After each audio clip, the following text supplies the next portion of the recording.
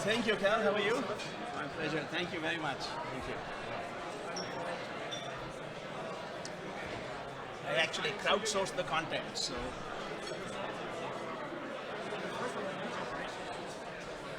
Possibly, yes. Yes, definitely the youngest, yeah.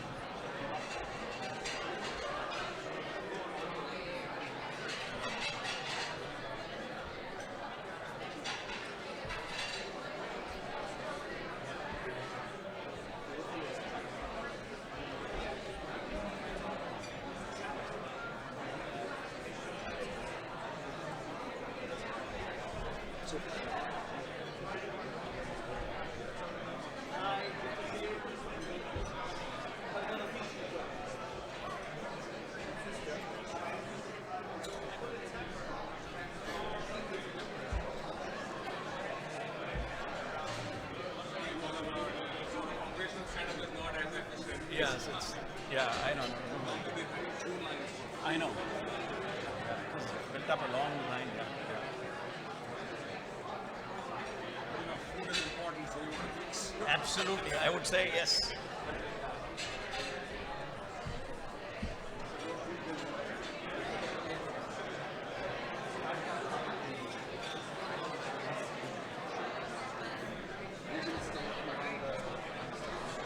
What do you think is fine?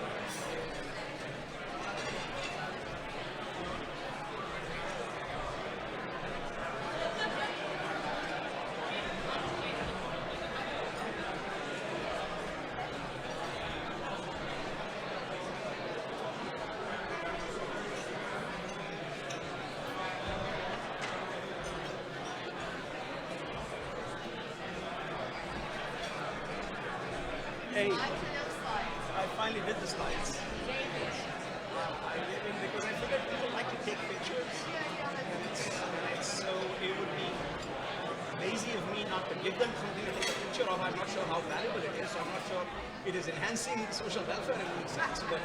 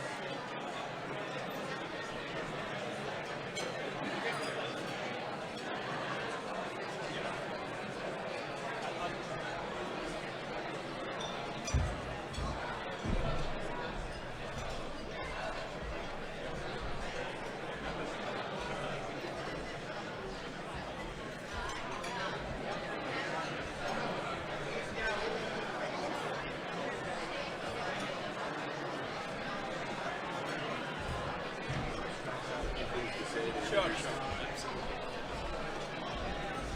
Actually, 2 anecdotes about you going way back. Okay. Hopefully you'll like them. Yeah, sure. Right. Thank you for everything. Oh, my pleasure.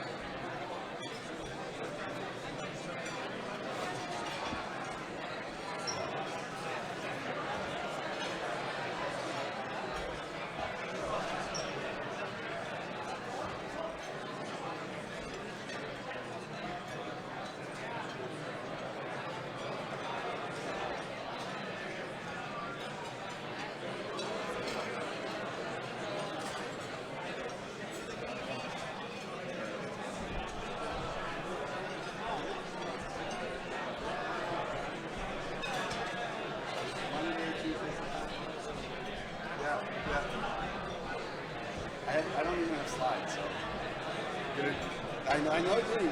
I saw yours. Yeah.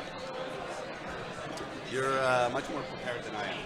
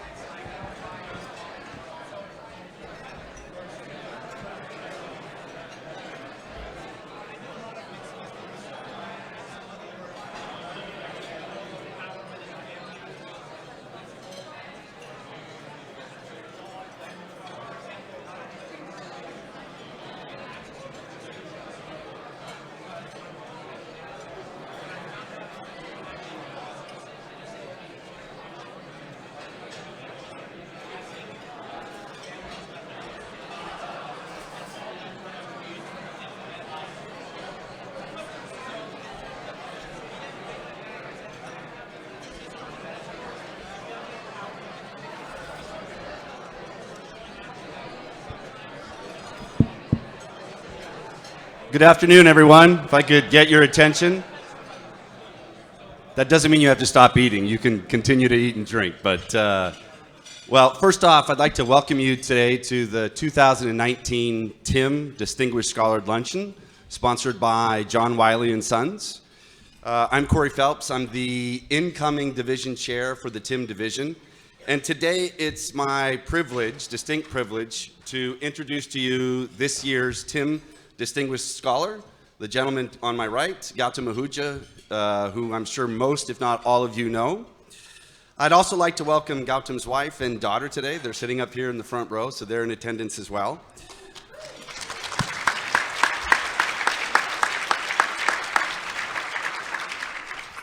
So Gautam is currently the Eleanor and George Landau Professor of Management at the Johnson Graduate School of Business at Cornell University. Previously, as many of you know, he spent quite some time as an endowed chair at the Ross School at the University of Michigan, which, by the way, is where Gautam did his PhD, after which he joined the faculty at the University of Texas at the McCombs School of Business.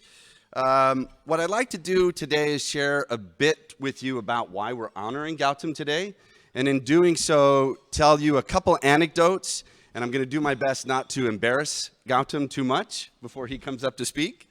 So what I want to do is I want to start with the numbers. And the numbers, even though we love to throw disdain on impact and citations, I do want to give you a bit of that data as well. So I just checked this morning, and as of this morning, Gautam has been cited, his research has been cited nearly 22,000 times in Google Scholar. Now, that number is impressive in and of itself, but what makes it more impressive for me is the fact that he's done that in some 20-ish short years. So it's a tremendous amount of impact in a relatively short amount of time. What I'd like to do is to talk to you a little about his research. So Gautam, of course, he does research in the area of TIM, which is why he's here today. But his research, as many of you know, spans not just TIM, but also corporate entrepreneurship, strategy, and globalization. In particular, his work very much looks at the role of interorganizational relationships, particularly strategic alliances and mergers and acquisitions, and how those interorganizational relationships affect firm innovation performance as well as the development of technological capabilities.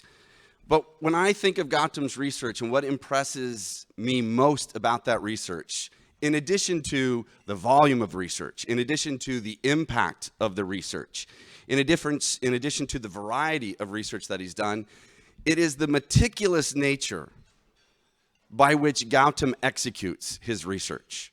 If you've read his papers, going all the way back to the dissertation that he wrote in 1996, what you'll notice is that he is extremely careful in how he crafts the motivation for a study. He's extremely careful in terms of how he develops and articulates the causal mechanism that he believes is working. He's particularly attentive to the data that he constructs, as well as the estimation. So from my perspective, it's that meticulous nature that, to me, is Gautam Ahuja. Now, I first became aware of Gautam and exposed to his research before I actually had met him. I was doing my PhD at NYU in the late 1990s, and I was searching around for an exemplar dissertation, a dissertation that I would want to emulate. And because his work and my work overlap in terms of their interest in alliances and innovation, I discovered his dissertation, and I read his dissertation. And I have to tell you, after reading it, I was depressed. I was depressed for two reasons. Reason number one was, given the fact that we were working in similar areas, my reaction was, he took the idea that I wanted to research, and he executed it far better than I probably could have done. So that was reason number one why I was depressed. The second reason why I was depressed was because the care and attention that he gave to every single part of that dissertation. When I walked away after reading that dissertation, I thought to myself, I don't know if I can do something like that. Suffice it to say that his dissertation became my exemplar. It became, in some respects, my Bible, my go-to reference. And to this day, when I work with PhD students, this is the dissertation that I recommend to people. If you want to emulate something, if you want a standard, this is the standard. Now, one of the things that Gautam does in his dissertation is he uses patent data. In fact, many of you who know Gautam know him for his work with patent data. I also use patent data. And this relates to a story. One of the very first times I actually met Gautam was in 2001. I had the great opportunity to have a campus fly out to the University of Texas, Austin. And the dinner that I had the very first night there was with Gautam, and at that time, your colleague, Jim Fredrickson. About halfway through the dinner, the conversation, of course, turned to research. And very quickly, the conversation turned to patent data, because I made a comment to Gautam that I was quite impressed with his use of patent data in his research. And he said to me in a very deadpan way, and I don't know if you remember this, Gautam, but he looked at me and he pointed to his head and he said, "Every hair that I've lost is every patent that I've researched." And I knew at that time that he had paid great care and attention to all that patent data that he had collected. So with that, I want to take this opportunity to welcome Professor Gautam Ahuja to the stage and talk to you about his research as the 2019 Tim Distinguished Scholar. So please join me in welcoming him.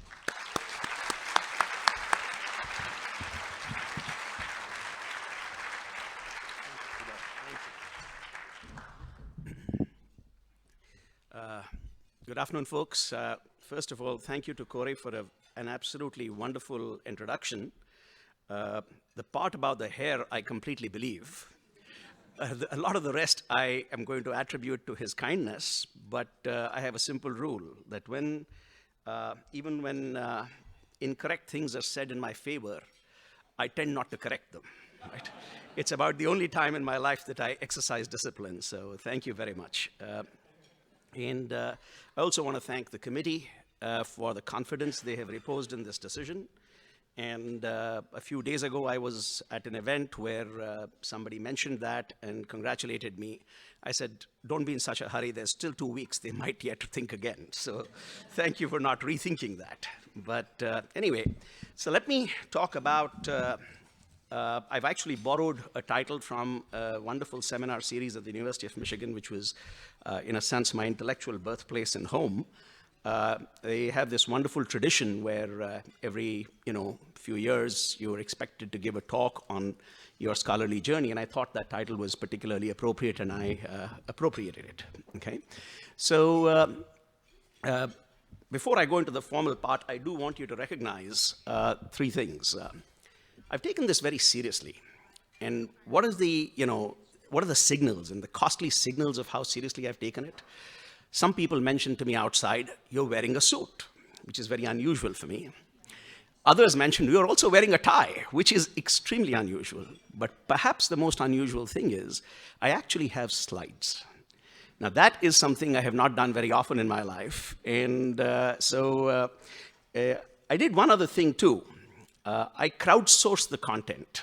right? I figured it's a TIM division event, so crowdsourcing would be appropriate. So I sent a message to some of my colleagues, junior faculty, as well as doctoral students, and they sent back a list of questions, and I'm going to try and answer those questions, right? I figured that what was of use to them would also be used to the broader group.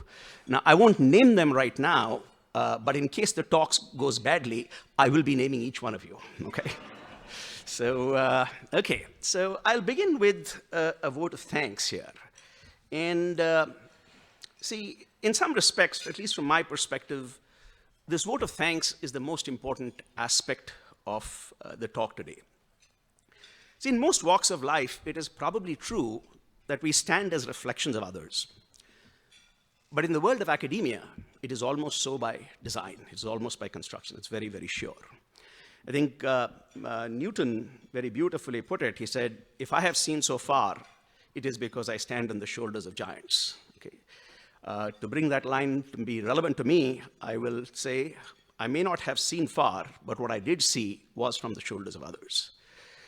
Science, like society itself, is about the power of community, our oneness, our ability to coexist and build across every social divide, guided by an overarching belief system, one in which our gods are, and our norms and beliefs are given by Kuhn, by Coleman, by all those scientists before us who built this as a collegial enterprise.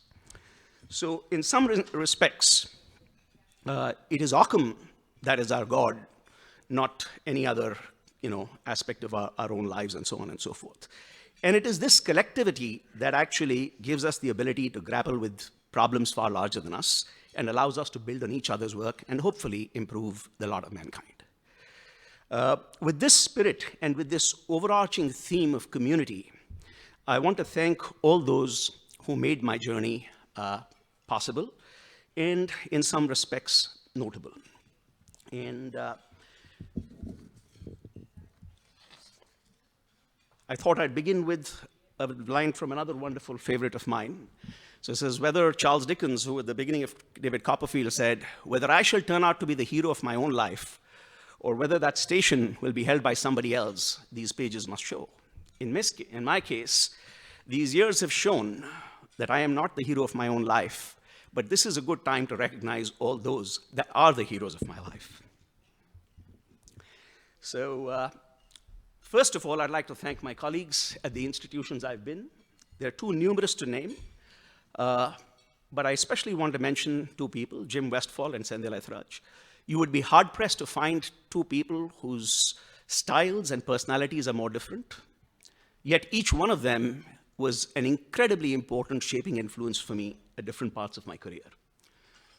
Second, I'd like to thank my dissertation advisors and other teachers, especially Will Mitchell and Mark Mizroki, both of whom provided a structure that I simply had to execute on for a large part of my life.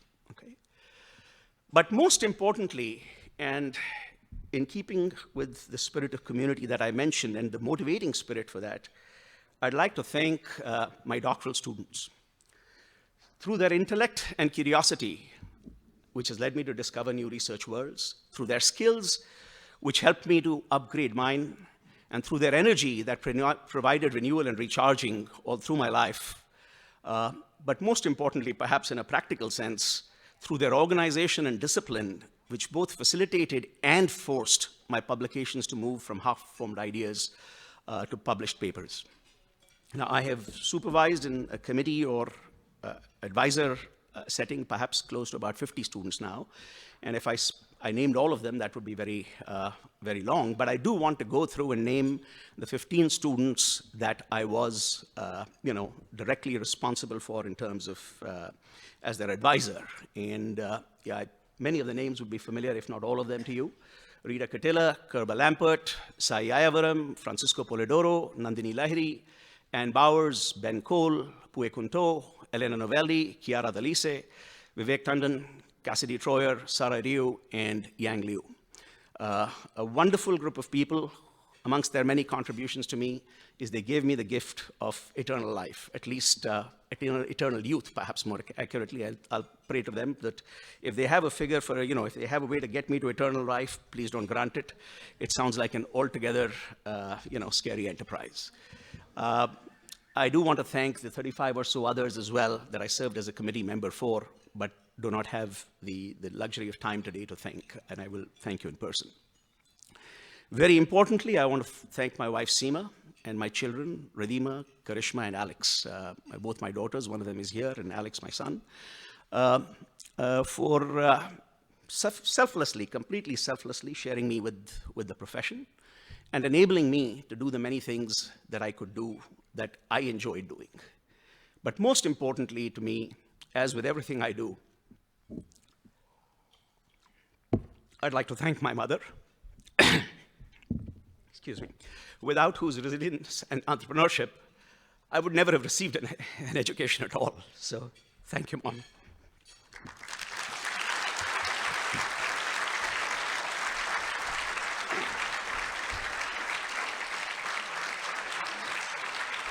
Thank you.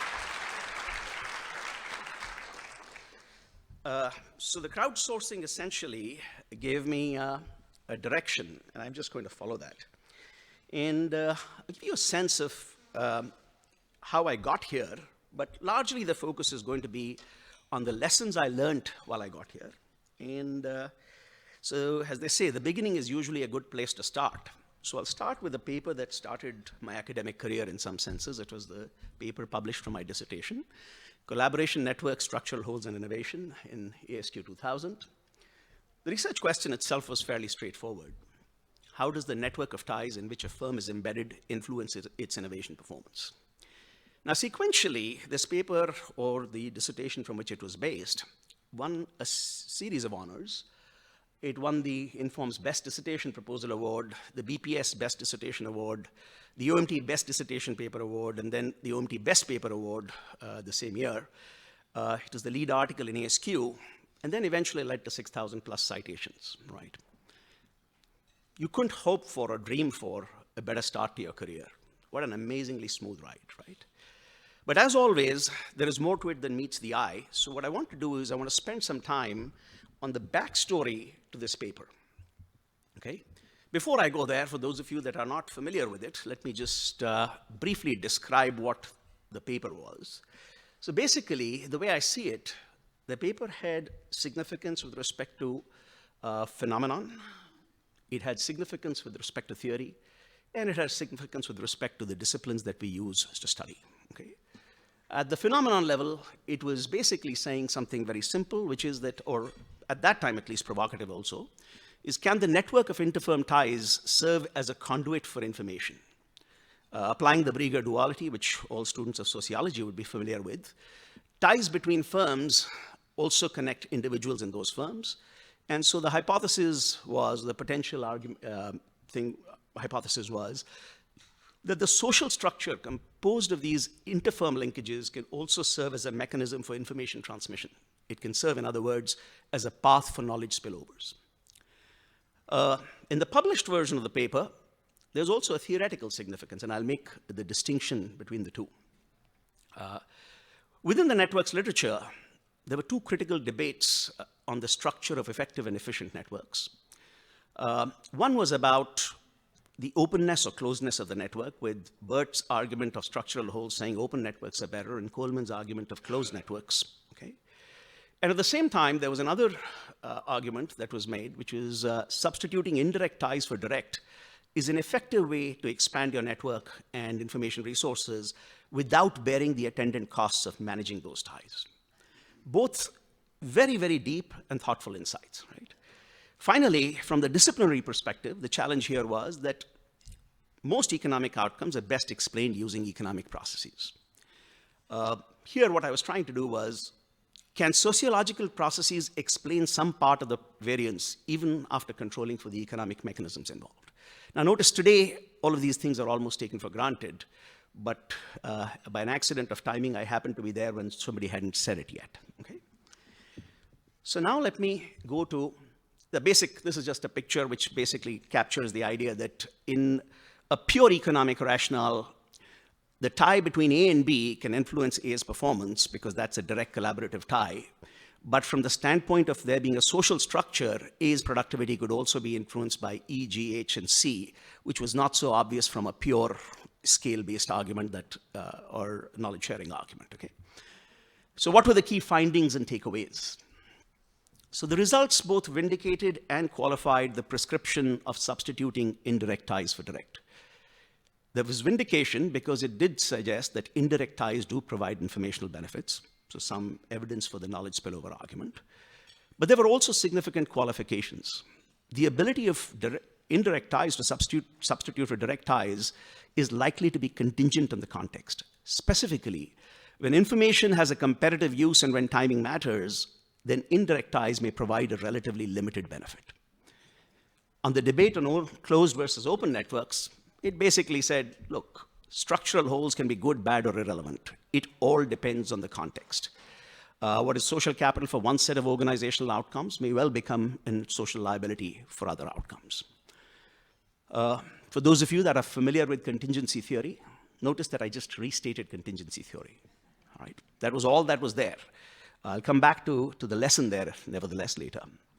Finally, it said that the interorganizational network does appear to be a conduit of knowledge spillovers, and even in fundamentally economic outcomes, sociological factors appear to have influence. Okay? Seems like a fairly decent set of takeaways from a paper, okay? Especially a dissertation paper. So now let me step behind the scenes here. Okay? So I began my dissertation or my PhD program in 91, joined the fall 91. As with everybody else, I spent all of 92 with coursework and trying to find a research question. No luck. 1993, passed comprehensive exams, continued search for a dissertation question, no luck. But by pure accident, got to sit in on a class with Mark Mizrachi in structural sociology. And the ultimate irony is that I did a ton of classes and got a degree from the econ department, yet a non-credit sit-in class in sociology was not to just save my life, but set me up for life, okay? So those of us that believe very strongly in the independent variables for a regression, I think spending some more time with the error term might be helpful here, okay? So 24 months or more into the search for a research question, I was not going anywhere. I had acquired a stress-related illness and lost 40 pounds. Now, the only nice part about that statement was losing the 40 pounds. Unfortunately, I also gained 60 back, so tells you can't cheat the body, okay? Eventually, it was an act of kindness from a fellow PhD student, Kulwant Singh, who is at the National University of Singapore, a very good friend who couldn't see my misery, and he took me aside one day and said, look, why don't you look at how you would use alliance networks to understand firm behavior? And it shows you the sense of my desperation. I wouldn't have recognized or been interested in an alliance, I wouldn't have recognized it from blue cheese, okay? I had zero interest in alliances. I had no idea what they were, I knew what they were, but it was a topic I covered during the seminars, and that was it. But when you have no choices left, whatever appears as a choice, you take it, okay? So immediately, because I couldn't think very much at this stage, I started collecting data on alliances. It was a final chance meeting with Ranjay Gulati and Nitin Noria, purely randomly in a conference, walking in through the doors. I ran into the two of them. And they said, why don't you see how network position affects firm performance? I still remember Nitin's line saying, let's find out what this network stuff really does to firm outcomes. And that's how I came up with this brilliant idea. Because a bunch of people, essentially took pity on me and gave me an idea, okay? Then I just went crazy on data collection, analysis, writing up, finishing up. And the rest, as they say, is history, right? Well, it turns out there's a little bit more to that. So let me come back to that. Now, I do want you to keep in mind that, this thing won all those awards. So it seems like it should be a story of happily ever after, but life is always a little bit more complex than we give it credit for, okay? So I submit the paper to ASQ. So remember, it's been assessed by 4 separate academic juries. Comes back with 34 pages of single-space text reviews. 2 were barely marginally positive, and 1 massively negative. In fact, the negative review basically indicated that I would be, my reading of it was, you'd be well advised to find a different career, okay? Today I know all the 3 reviewers as well, so I tend to agree with that reviewer's assessment, but I may have been a little bit more charitable at that time, but never mind that, okay? So it was a very high-risk revision. But notice again how necessity is the mother of invention. I had no plan B. I had a family to support. So it wasn't some passionate love for research that took me down this path. So what I did was, since I had no other choices, with 2 years of suffering, I reframed and rewrote the paper pretty much from scratch, analyzed everything 16 ways to Sunday, and returned it, and I got 2 positive reviews, 1 still strongly negative review, but finally a conditional accept, and then an accept. So now you'd think that's where the fairy tale finally begins. Not really, because it turns out the variable I'm forgetting so far is time. All of this took time, and I was in a contract with a very finite clock. So my first review came up, and as you can imagine, I had 0 publications. And of course, it didn't help that the person who had been hired along with me, my cohort mate, was a guy called Jim Westfall. And the Jim Westfall tsunami, it had begun with 6 ASQs, an AMJ, and an SMJ when we were hired.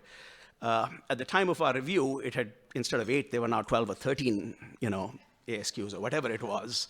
And I had read this description in The Economist, which I thought was particularly appropriate in this setting. It says basically as I adapted, the Westfall tsunami rolled on with the metronomic but depressing regularity of a Scandinavian nation winning Quality of Life awards. That pretty much captures the spirit. It's like the same guys at the top, it's the same, I would open an ASQ, and there would my friend Jim Westfall be there, okay? And notice, of course, in some paradoxical way, he was so exceptional that my completely abysmal productivity was no longer comparable. So it was just so bad, right? If there had been somebody who had a paper or 2, then they'd have said, oh yeah, learn from X and Y. But at this point in time, what did they say? Learn from X and Y. And I turned out, why don't you learn from X and Y? So anyway, it was a fairly stressful period of time in some respects, with 3 years where, all of this. But anyway, what were the lessons I learned? Okay. First lesson I learned was that between 6,000 citations, which is what the paper received or has received, and devastating failure, there sits a thin black line. Okay? A large part of what decides whether you sit on this part of that line or the other is completely random. Another editor might have looked at the reviews differently. I can never thank Don Palmer enough for actually having the confidence in me or the paper. Mm-hmm. Other reviewers may have raised different issues that I may not have been able to address, right? So the point I'm making is, on any given paper, the law of small numbers applies with a vengeance. So you can't let the process affect your life, your being, your feeling of self-worth, or your expectations of your own future. There's just too much randomness. I could as well have been somebody that had lost a job after that failure to get a contract renewal, and I may or may not have found another job, okay? On the bright side, I did get a lot of stuff. I finally started to understand how to identify an interesting research question and make an interesting one more interesting. How to frame a paper. What is a theoretical contribution? How do our journals differ in what they see as a publishable contribution? If you go back, and Corey would see this because he's read both the dissertation and the paper, the initial framing of the paper was a very simple phenomenon-focused or based story of alliances and innovation. The entire focus was on the dependent variable. In the final working of the paper, you will see that innovation barely features. It is what I use to measure the effect of the independent variable. So it moved from being a story of the dependent variable to entirely a story of the independent variable. And that's when I learned that the review process is a device for both quality control and, very importantly, quality enhancement. Without the reviews, I'm convinced that the paper would have had far less impact, even if it had gotten published. So if my most fond desire of getting the paper published had actually happened, my logic was it's won 4 awards. Why is, what's the problem? But if I had, if I actually had my wish granted, I doubt that I'd be standing up here. So, there's a wonderful line from a movie called The International, and I will quote it here because it'll come back time and again in this. A character in it says, the difference between fiction and reality is that fiction needs to make sense. We'll find that more and more again, as I tell you the rest of this story, the reality of my life makes no sense whatsoever, and most definitely not to anybody with a statistical sense of mind, okay? So what was my contribution in this? As you saw, the reviewers gave me a charter by saying this is not acceptable. Their guideline was not particularly clear. All they said was, here are 40 different ways this is not acceptable. Okay? Now, that's where I think that whatever God it was that was looking after me got me to function in certain ways. See, you can curse the darkness or you can light a candle. And what I did then was essentially what I'm describing now, is don't just try to address the reviewer's concerns. I tried to get into a very painful question. What do they truly want? I tried to read between the lines of the review, because what they said was okay, it was very handleable. It didn't explain the vehemence with which they said this is not acceptable. Okay? To get into their minds, I read every recent paper of ASQ. A part of me was obviously very jealous of Jim Westfall. Okay? That's human. I could also have said, as I did at that point in time, I said, oh, you know what, he's working with Ed Zajac. If I was working with Ed Zajac, I'd have had 8 papers. Okay? It was a nice way to fool myself. But I stepped back and I said, let me read the damn thing, because it wasn't an area that I was interested in. And then when I read deeply, I realized what nuance or nuanced attention to theory actually means, what organization theory stands for, and why ASQ is a premier journal for it. Okay. And around me was a bunch of colleagues. I was the only strategy person. Everybody else in the Tech UT management department at that time was essentially an organization theorist. And then I understood why they looked at him and me differently. And instead of saying, oh, I hate him, which I also did, it's occasionally nice to curse the darkness as well and get some stuff out of your system. But I decided that I would actually try to emulate him in my own way. Not in terms of productivity, because God knows nobody can match it. I'm not sure God can, so why should I try? Okay? So I didn't just try to address the reviewer's concerns. I tried to anticipate every element of them, including, and most importantly, the unspoken ones. And then I tried to address them as completely as I could. My goal was simple. Don't just address the concerns, blow every concern out of the water. There was a concern that the very, very negative reviewer had raised, and the editor basically said, please ignore this, because you're already crossing the threshold of what is standard for the profession. This is an unreasonable demand, or words to that effect. So I had the carte blanche to say, I don't have to fix this. But such was the nature of fear or obsession that I constructed 256 simulated networks to show that what I was saying still was true, irrespective of, in spite of the comment they had raised. Okay. Now, all of this took time, and you can imagine, what was going on. To be honest, through most of this period and through most of my life, I worked 4 to 5, I slept 4 to 5 hours a night, and I worked 7 days a week. So all of that time went right into addressing this particular thing. For a guy, though, you might notice, for a guy who spent so much time working, I'm also one of the most unproductive guys around, if you look at my feet very closely, okay? But anyway, the point I wanted to make was, the reviewer is your friend, even when they say nasty things. Get into it, understand that this is part of the process you've picked. And if you can make peace with that process, that's the pathway to success, at least what I have seen. I didn't satisfice, I didn't optimize. I just gave it every damn bit of energy I had. Okay. So anyway, what happens next? Between mid-2000, there's another thing I should point out. I did, at this point of time, when I came up for a contract renewal, it was a very difficult decision for the university. You had a guy that had some redeeming features. In fact, as one of my senior colleagues giving me feedback told me the following. They said, "We know you're a smart guy because of what you say in seminars. We also know you're a hardworking guy because you're here all the time. In fact, I have to actually tell you that the University of Texas at Austin, the security department actually gave me a key to the department because they figured that if anything was required, I was there more quickly and usually longer than they were." Okay, so in spite of all of that, they said, and you're obviously a good teacher. Okay, and actually that last part is probably why my contract got renewed. And so I get renewed, and then, and at that point in time when they were renewing me, and shortly after that, the dean called me down, and he said, "Look, we like you, we just don't know what to do because your tenure comes up in 18 months. And frankly, we don't see it having a happy ending." And so he said,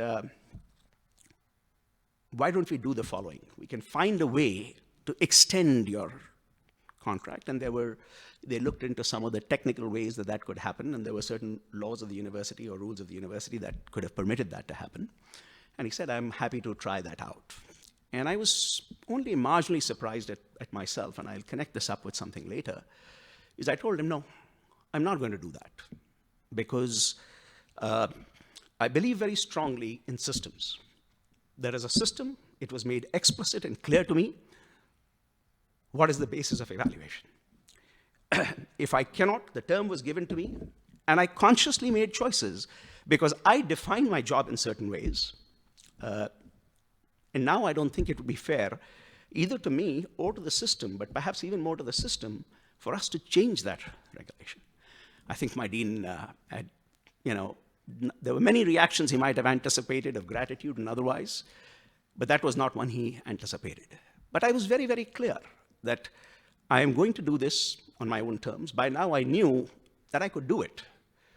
And I knew that tenure wouldn't make a difference to me one way or the other, because I enjoyed doing what I was doing. If I didn't do it at UT Austin, I'd do it somewhere else.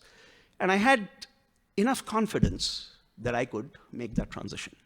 But it wasn't just that confidence, and I want to share this with all of you because many of us do have the same experience. We teach about internal consistency. I made sure that there was internal consistency in the rest of my choices, that I could take this risk. I had some confidence that I would get another job. I'm a very, very cheap man. I never spend money if I possibly can. That cheapness was inherited by my family. Okay. So I knew that if push came to shove, even if I didn't get a job, I could manage, right?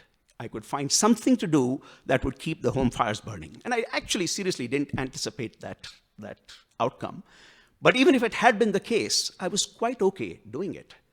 Because the key thing for me, the key uncertainty for me, after having spent a career as a person in business and as an entrepreneur, was, am I cut out for academics and would I like it? And I didn't know the answer to the first question, but I sure as hell knew the answer to the second question now.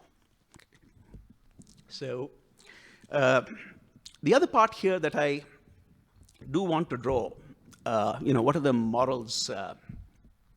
At this point in time, the other three papers that I'd started earlier, I got lucky all the way through.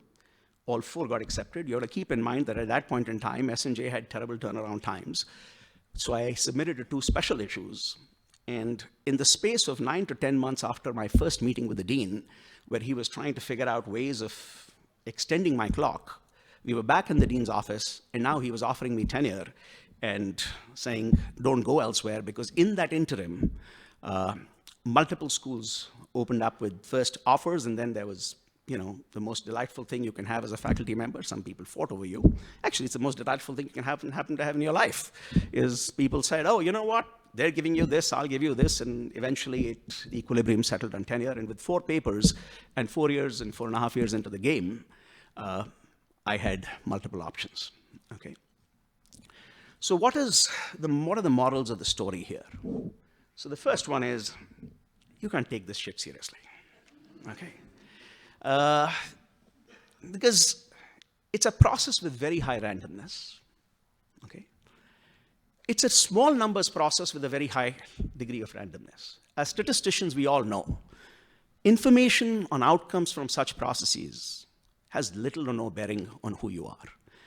So the key thing to keep in mind is that you don't let it become a mandate or an assessment of you, not in your own mind. The world will do it, let them do it. But it should not become one in your mind. I had a wonderful colleague in Michigan, C.K. Prahlad. Many of you would be familiar with him, and in case any of you are not, then you really need to reconsider why you are in this room, okay? And he had a wonderful metaphor that independent of this, because I had this discussion many, many years later, he would share often with people. He said, you got to be like the banyan leaf. I mean, it could be the banyan leaf or the peepal leaf. I've forgotten. I'm not much of a botanist, but it was a leaf of some kind, okay? Take my word for it. When the rain drops on the banyan leaf, it doesn't absorb it. The rain beads up and it rips off. And I think that is the most important lesson I learned, that whether it's good stuff or bad stuff, it's never worth getting stressed about. Let it bead off you. If it's bad stuff and you absorb it, you become negative. It gnaws at you, right? If it's good stuff and you absorb it, suddenly, over a period of time, you become, you think of yourself as something special, and you become, sort of proud, aggressive, whatever else you want to sort of draw out. But eventually it leads to arrogance, and that's not a good outcome too. So the way to deal with this profession and its vicissitudes, at least the one that I have found useful, is be like the banyan tree, let the water fall on the leaf. And I'm going to extend CK's metaphor, but let it roll down to your roots and let it nourish you. Don't absorb it as an attack on you or a celebration of how great you are. Think of it as, how can I do this? How can I take this and make myself better in some fashion? Whatever be the dimension that is relevant to you, okay? So the question is, if you're not going to let external successes and failures define you or, become a part of you, how do you judge yourself? And my answer to that is, everything you need to complete that assessment is within you. These are just 2 questions to be asked, and the only 2 questions I think worth asking in life for anything we do. Have I done the right thing, and have I done it to the best of my ability? If you can answer those questions yes, on both times, you don't really need to worry about the outcomes. I think it's a pretty safe bet that in a world of almost 7 billion people, the people in this room are at some fraction of 1% on the right tail. Good things will eventually happen to you relative to whatever happens to the other 7 billion people, no matter what you do. So I think taking this to heart is simply not a good use of time or energy.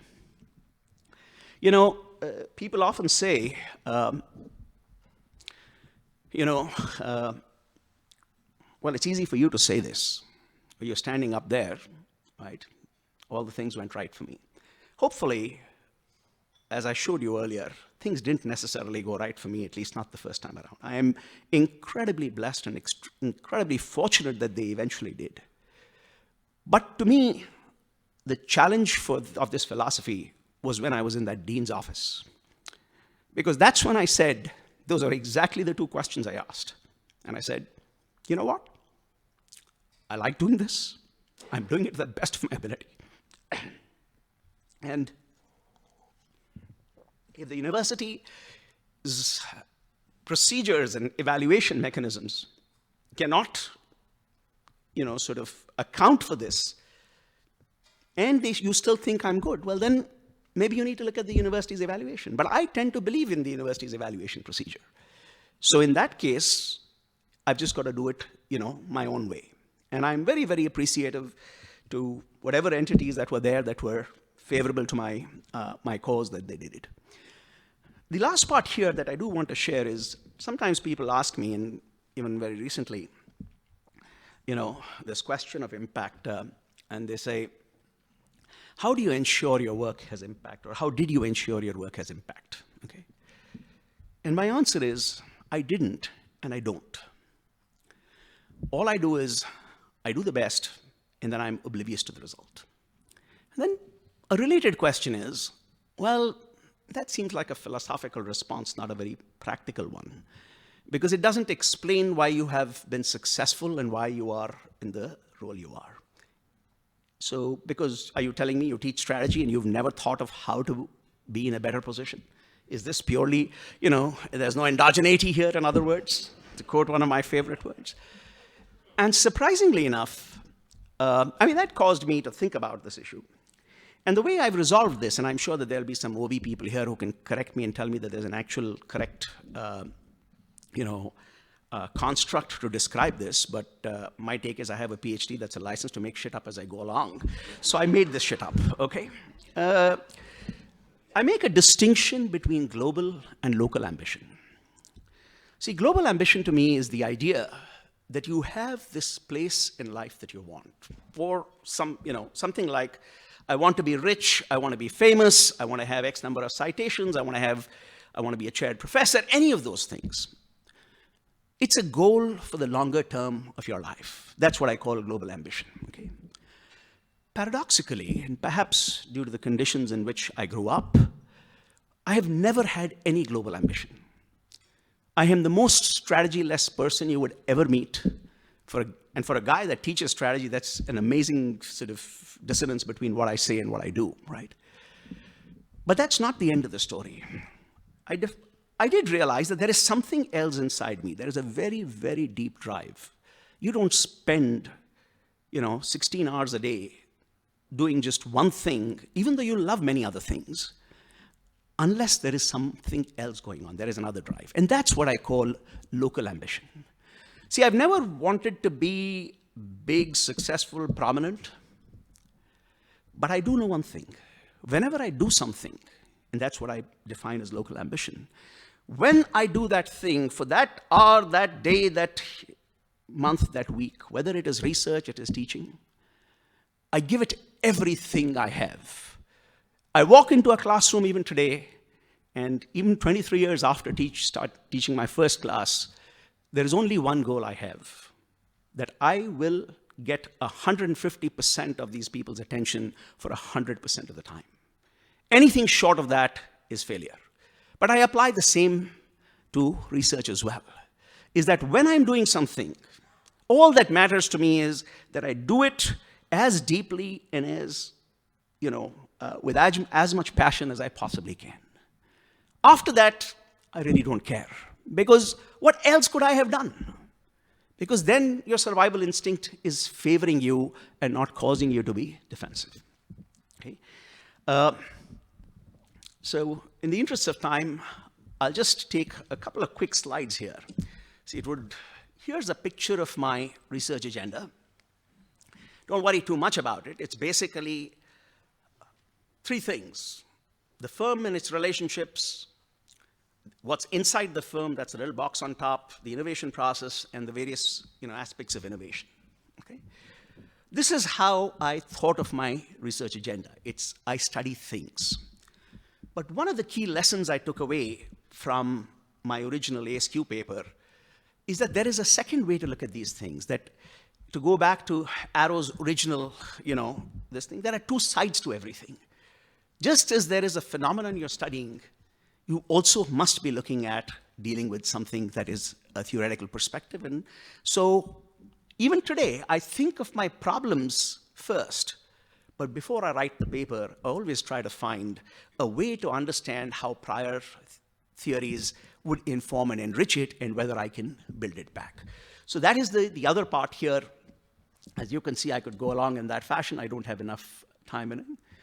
So the core lesson here is that there are two sides to every research question, and a good paper tries to hit both sides, both of them. It also tells you that programmatic research is critical. First of all, it provides, in a very practical sense, economies of scope. But very importantly, it serves as an engine for ideas. We get seduced by ideas of exploration and broad search. But ours is a business of specialization and depth. The more you appreciate something deeply, the more you can actually come up with something when you go out and explore. Okay? A very important part, when you're programmatic, you basically, it's a great source of motivation. Why? Because curiosity provides its own reward, because your mind is always working. And that causes you to think of things that you might not have otherwise thought of. Okay? So what have I found useful? First thing I found is that intellectual effort is never wasted. Drop unsuccessful projects, but not the learning that comes from them. In our business, the good thing is learning costs are never sunk. Why? Because you can always use them elsewhere. So there is no such thing as a sunk cost. What you do need is an open mind, a good organizing system, mentally and physically, and I can promise you, physically, I definitely don't have that. But after that, fortune favors the prepared mind. All you're doing is you're seeding your mind with lots of ideas, many of which you haven't used, and then you've got to recombine them with something. Hubris is key, as also is humility. Score one up for all my friends doing paradox research, right? Moderate degrees of related diversification are probably the most productive. There are three things that distinguish papers: theory, data, and phenomenon. Very too little, and people stop reading you. Very too much, and you never publish anything, because it's a system, it's a life of depth, right? Belabor the obvious if others have not been doing so. That's the ASQ 2000, the contingency theory restatement that I did with networks. Belabor the opposite if they've already been, if they have been doing so. Everybody said large corporations, are not good at breakthrough innovations. So it seemed to make sense. What are the conditions under which they are, right? Very importantly, don't follow the literature at an early stage of your own work. Go back to first principles and design the perfect study, and then come back to the literature and see why that perfect study was not done. I cannot tell you how many times I have done that, and how many times has it saved me from going down a pathway that eventually turned out to be a dead end. Okay? There's too much to list here. I thought if I had time, I'd talk about it. Ron and Rahul and Kathy and others have given us a bunch of tools. So what am I looking forward to? Just too much to list. But there's now a whole world of taking this platform stuff, for instance, and mixing it up with other stuff. So for instance, with respect to an important part of what we would think of as, government behavior and performance, right? We know that most parts of the world are characterized by very bad institutions. What the platform does is, for those of you that are familiar with institutions or the 2011 paper that I wrote on them, notice there are three broad governance mechanisms. You have essentially private ordering, by which you make sure life works; social ordering, where a collectivity of individuals makes sure that life works; and then state ordering, where a coercive actor like the government does things. What technology has given us is something that was not very successfully done in the old world. With platforms and many of the other digitization technologies, we can now combine these and create new hybrid modes of governance. And those, in turn, have welfare implications that we can look at. I'll conclude with one welfare implication, since I'm really tight on time. And this is a former student of mine, Ajit Sharma. He did a wonderful study on how the use of technology reduces corruption in government. So a common theme is increased transparency and corruption will fall. So he went ahead and looked at municipalities in India, which had, in fact, introduced very high levels of transparency, so corruption and through digitization. And his result, however, was a very interesting one. There was some reduction in the amount of corruption, but perhaps the more interesting and important part of it is that corruption really didn't fall, it just changed its locus. because the corrupt people essentially focused more on the people who couldn't use the platforms, and the going rate for services to be provided just got increased. Okay? There's an amazing amount of stuff that can be done with technology now at the nexus of, Tim and Strat, for instance. Digital traces today enable us the tracking of counterfactuals. We don't have to construct counterfactuals.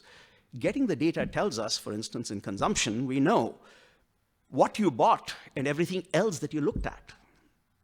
Now that gives us a way to parse open the things that we could only guess at the past, like willingness to pay. I mean, this will still be a guess, but a slightly more informed guess. It gives us an ability to fill out and build that demand-side view of things that we've never been able to do because it sits inside people's minds. Okay? So in another paper, and this is one that I'm working on with Ajit and a bunch of co-authors, we're looking at the phenomenon of crowdsourcing. Think of crowdsourcing meeting organization theory in a sense. See, there's a big idea that crowdsourcing can be a source of extending local search and actually going for distant search. So we actually were able to obtain data on that problem. And then we found something very interesting. Crowdsourcing enhances the degree to which you receive responses and broadens the first stage, the exploration stage of the process, or the variety generation stage of the process. However, when it meets an organization, increasingly, decision makers higher up in the organization favor the most incremental variants that have been generated. We call the paper Open Innovation, Closed Minds. So, I'll stop there because I'm pretty much, I've run out. All I'll say is thank you for this honor. Thank you for coming here. But most importantly, for providing the community that gave me my identity, innumerable aha moments, and the source of fodder for my imagination. Very importantly, the tools that I could use to craft my wild suppositions into actual research.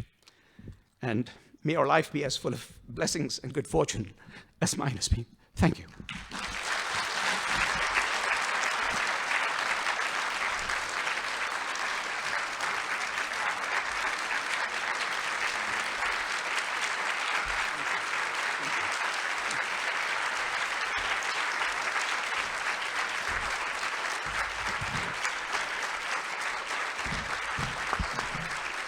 Fantastic job. You want to take a couple questions? Sure, absolutely. Yes. So we do have a few minutes because we've got some flex time for questions. We have microphones. You see them up between the first and the second row. So if you have questions for Gautam, please come on up. And Keld, you're right next to the microphone, so go ahead. I'm going to get off stage. Gautam, I know you can field questions better than anyone, so I'll let you do it.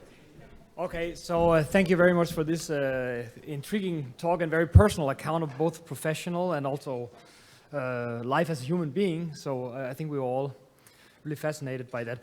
But one thing, since this is the innovation crowd, you basically said, when you talk sort of the randomness of stuff, that you didn't really have an interest in alliances. So my simple question is, why innovation? Was that just a dependent variable, or was it because you had sort of like a particular interest in technological innovation and patents? Every fiber of my being is saying, claim that at least something in that was you.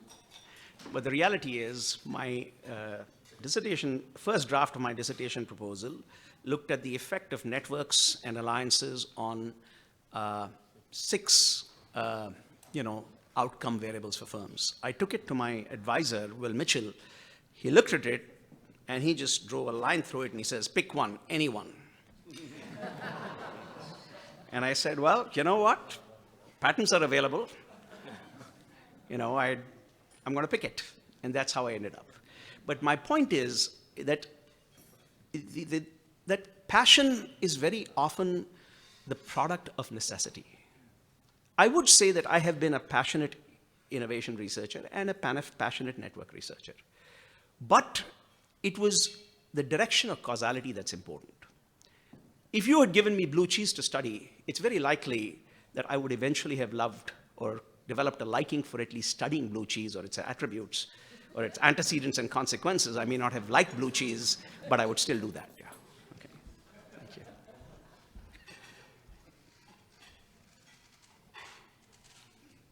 Yes. So in the beginning, you had trouble finding that research question. For multiple years, you were searching for that. So what's your process now? What do you tell your students now in terms of like how to approach that? What if you don't find something, or you find something that's impossible to study? So how do you turn that around, and what's the process? Yeah. See, it's one of the things that was very helpful is that all the suffering I did actually did create an engine for generating questions. So now I have a little bit of a procedure in some respects. So I'll just give you a few of the things. I actually had a slide somewhere here, and if you want to put up the thing, it'll take me too long to pull it up right now. I'm happy to put it in there because I had thought of that as one of the important things that you could share. So whenever I think of a problem and I say, well, because I'm strategy oriented, I look at an outcome and say, why is there variance in this outcomes? And then I pick an independent variable. Then the next thing I naturally do is, why is there variance in the independent variable? Okay. What are other ways that this outcome could be influenced? Okay. What is the trade-off between the way I want to, the focus of the IV that I have, the independent variable I have, and the other control variables? How do they come across? So that kind of an approach, basically, if I had enough time, I would show you how each one of these papers is actually drawing from the previous one. And that to some extent explains the sort of relatively narrow and simultaneously broad scope of my research questions, is that each question is leading to something else. I focused on alliances, and the natural other way to get inputs into the firm is acquisitions. So I went to acquisitions. Innovation, it turns out, when you decompose the construct, is available. You can think of breakthrough or incremental. You can think of innovative productivity. You can think of innovation quality. And then that led to naturally saying, how do you get capture value from innovation? So it's this notion of going and keeping and asking these basic questions again and again. And the second part of it is to go deeply into a theory and say, how is the literature really reflecting this theory? So, for instance, a common sociological approach is homophily. It's a well-established thing that homophily, and there are many papers which showed that homophily is very important, and that led to big guys, forming ties with big guys. Now, it makes a lot of sense, except when you step back into the actual discipline from which homophily is drawn, which is sociology. See, sociology, homophily was about individuals.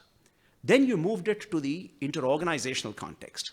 Now, in that context, at the top end of the spectrum, it makes sense. Big guys want to tie up with big guys. But tell me, if you're a small guy, why do you want to tie up with other small guys? You also want to tie up with the big guy, which means homophily is only of partial effect. Another way of thinking about it is very simply, you take the idea of structural holes, go back to the discipline. Okay? Structural holes essentially reflected places in the social structure where there was a schism, which means that the social structure on one side of it is different. The norms, the rules, the beliefs are different. We're talking about fundamentally different individuals there.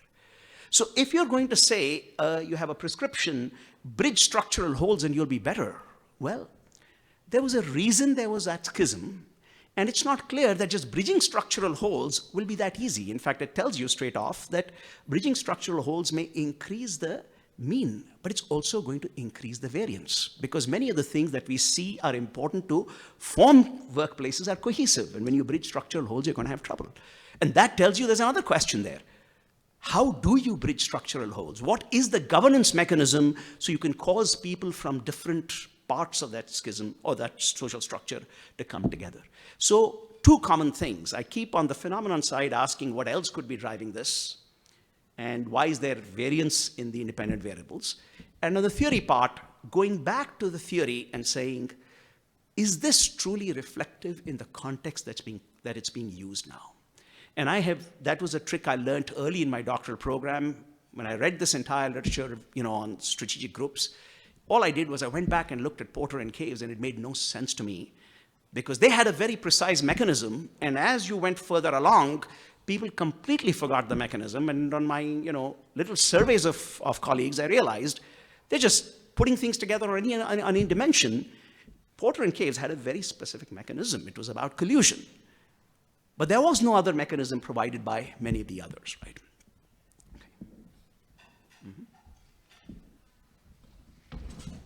So unfortunately, I think that's all the time we have, but I do want to take another opportunity to both congratulate and thank Gautam for being the 2009 Tim Division Distinguished Scholar. So please join me in thanking him again.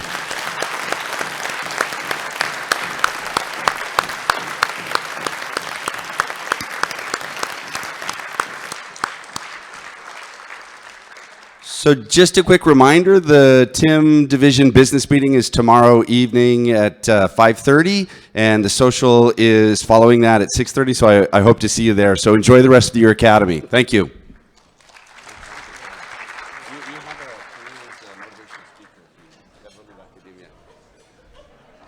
Thank you.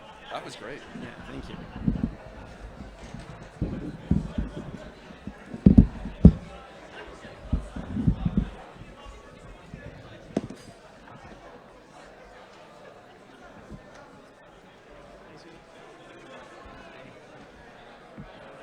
Hey, Kitty.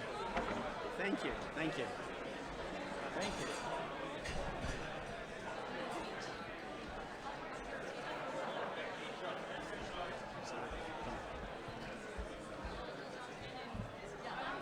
Hey, nice to see you. Thank you. Thank you. Congratulations. I always come when you take an award. Remember a couple of years ago? Congratulations. Thank you. Okay, Great. Thank you. Also, Thank was you. very. Thank you. Congratulations on your move. Oh, thanks. Yes, I saw the, yeah. Thank you. Sometimes I also you want to come and see your it's an Cornell Tech. I know this Just let me nice know when place. you're planning to be there. I know they have a great place. Absolutely. Roosevelt Island. Yes, absolutely. Absolutely. Hey, John. Thank you. Great, inspirational. I've been a lot to meet her. God bless you. Good job. I know.